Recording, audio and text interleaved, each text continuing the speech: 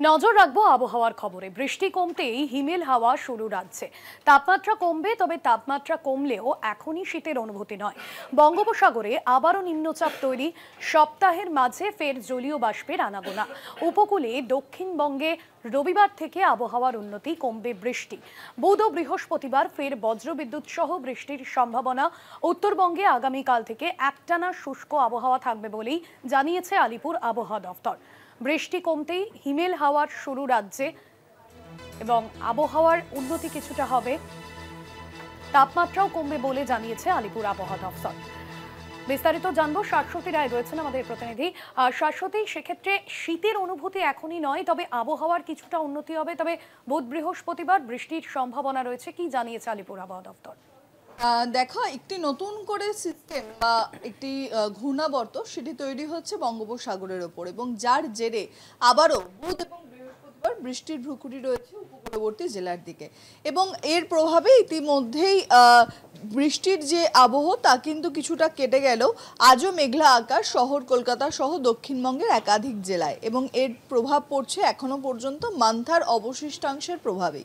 এবং আলিপুর আবহাওয়া দপ্তর যেমনটা জানাচ্ছে যে সকালের দিকে হিমেল হাওয়া বইলেও এই মুহূর্তে শীতের অনুভূতি কিন্তু শহরে নেই, এবং দক্ষিণবঙ্গের পশ্চিমের জেলাগুলি ছাড়া বাকি কোথাও তাপমাত্রার পারদ নামার সেই অর্থে কোনো সম্ভাবনা নেই।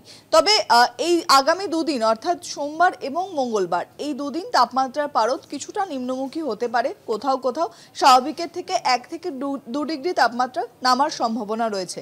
তবে এখনো পর্যন্ত হাওয়া অফিসের পূর্বাভাস অনুযায়ী উত্তরবঙ্গের জেলাগুলিতে সম্পূর্ণ শুষ্ক আবহাওয়া থাকবে আগামী 7 দিন, এবং এই 7 দিনের মধ্যে পার্বত্য এলাকাগুলি অর্থাৎ দার্জিলিং, কালিম্পংয়ে তাপমাত্রার পারদ কিছুটা হলেও নিম্নমুখী হওয়ার প্রবণতা রয়েছে।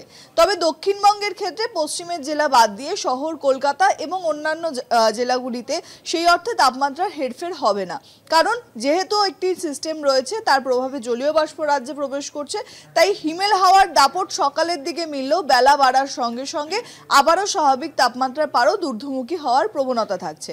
এবং বুধ এবং বৃহস্পতিবার এই দুদিনকে পুনরায় দক্ষিণ 24 পরগনা, পূর্ব ও পশ্চিম বর্ধমান, মেদিনীপুর এবং তার সঙ্গে সঙ্গে উত্তর 24 পরগনা, এই 4টি জেলাতে বিশেষত কয়েক ফসলা করে বৃষ্টি হওয়ার সম্ভাবনা রয়েছে। এই ঘূর্ণাবর্ত বা নিম্নচাপ সেটি কেটে গেলে আবারও নতুন করে রোদোজ্জ্বল আকাশ তৈরি হবে, এবং তার থেকে আবারও তাপমাত্রার পারদ নামার যে প্রবণতা তা শুরু হবে, এবং হিমেল হাওয়ার দাপট আরও বেশ কিছুটা বাড়তে পারে শুক্রবারের পর থেকে। তাই মনে করা হচ্ছে আগামী সপ্তাহ থেকে হয়তো হিমেল হাওয়ার দাপট বা উত্তরে হাওয়ার দাপট আরও অনেকটাই বাড়বে, এবং আগামী সপ্তাহে অর্থাৎ নভেম্বরের দ্বিতীয় সপ্তাহের থেকেই হয়তো শীতের যে আবহ তা কিন্তু রাজ্যের বিভিন্ন প্রান্তে পাওয়া যেতে পারে। তবে শহর কলকাতায় একেবারে ডিসেম্বরের শুরুতে বা ডিসেম্বরের মধ্যখানে শীতের যে প্রভাব তা কিন্তু ধীরে ধীরে মিলবে বলেই মনে করছেন আবহাওয়া বিজ্ঞানীরা। একদমই ধন্যবাদ জানাবো শাশ্বতী। আমাদের সঙ্গে ছিলেন প্রতিনিধি শাশ্বতী রায়। বঙ্গোপসাগরে আবারও নিম্নচাপ তৈরি, তবে বৃষ্টি কমতে হিমেল হাওয়ার শুরু রাজ্যে। এখনই শীতের অনুভব পাবেন না, এখনই শীত অনুভূতি নয়, এমনটাই জানিয়েছে আলিপুর আবহাওয়া দপ্তর। তবে তাপমাত্রা কমবে, আরও কয়েকদিনে তাপমাত্রা কমার সম্ভাবনা রয়েছে। বঙ্গোপসাগরে নতুন করে আবারও নিম্নচাপ তৈরি হয়েছে। বুধ ও বৃহস্পতিবার রাজ্যের বিভিন্ন জায়গায় বৃষ্টিপাতের সম্ভাবনা জারি করেছে আলিপুর আবহাওয়া দপ্তর। সপ্তাহের মাঝে জলীয় বাষ্পের আনাগোনা উপকূলবর্তী এলাকাগুলিতে।